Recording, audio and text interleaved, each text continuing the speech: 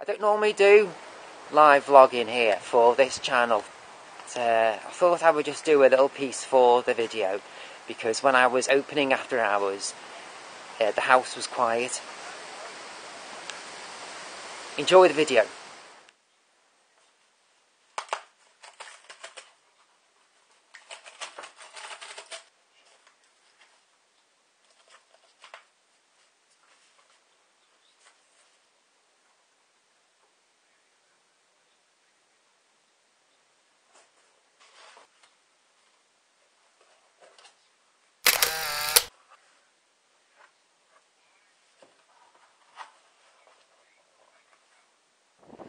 The moment I opened that album and noticed it was a gatefold sleeve, a two-piece edition, I immediately thought of Prince of Sign of the Times. Now you're going to see that in this video where I illustrate said album, and it's really coincidental that I have only just bought Prince of Sign of the Times on album, on vinyl, only very, very recently.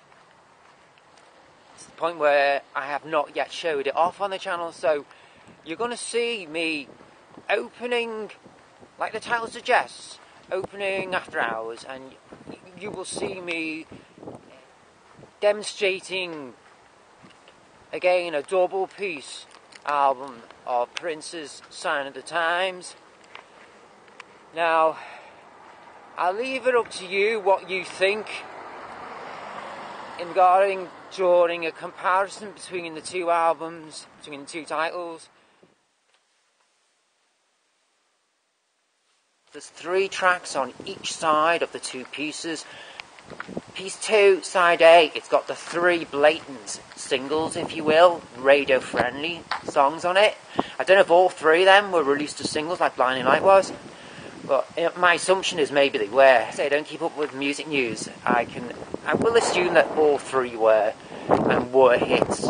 It's very similar to how Blinding Light was taken. That was a hugely commercial success. Now, I can only assume the other 2 on that side were also. You'll see the track listing in this video. They work great on the second piece, side A.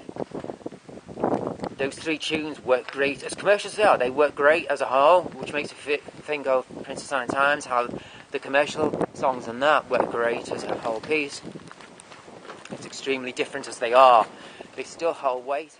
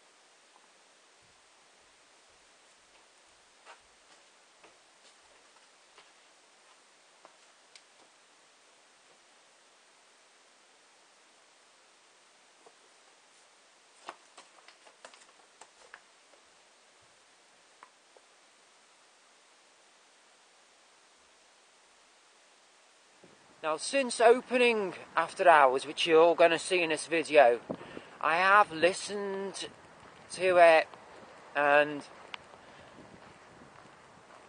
as modern a piece as it is, and about 30 years old, the Sign of the Times piece is, they do have a very similar feel.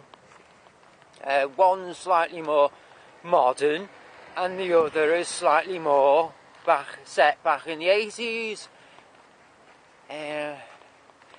Some more commercial tracks and some less commercial tracks is how both albums are presented in their double piece form.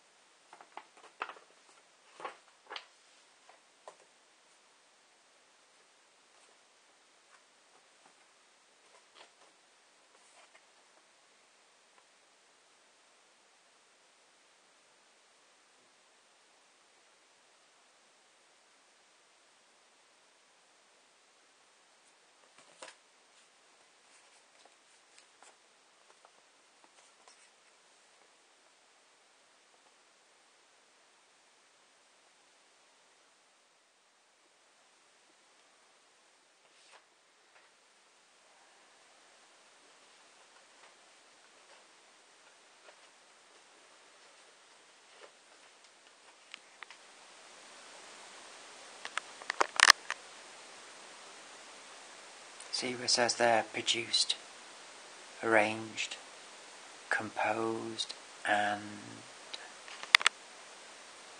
obviously performed by Prince. A very personal experience. I think maybe he or they, the Weeknd, could be another Prince, and it has nothing to do with race at all.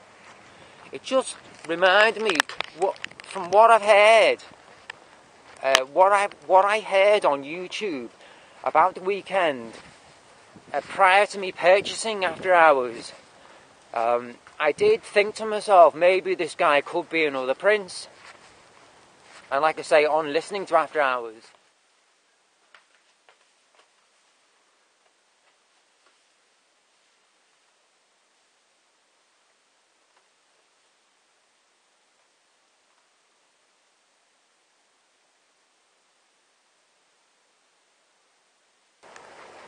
right, I'll talk specifically about that track, Blinding Lights. You Google the ones and the tune Flawless.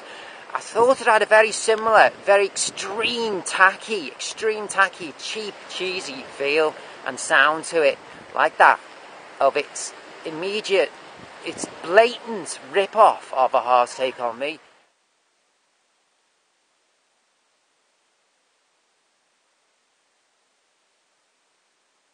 Hearing it everywhere, and I just thought, I like this tune, but I can't get into it. Extreme tacky feel, and like it's blatant rip-off. If it wasn't for A Hard Take On Me, there would be no Blinding Light.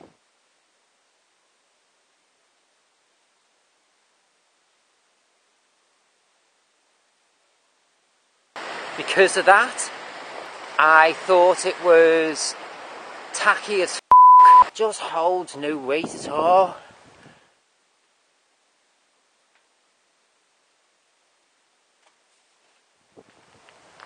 But if you do listen to it as part of the album, as an album, the song works really well.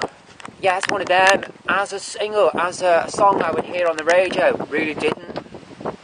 The song really didn't hold anything for me, have anything for me.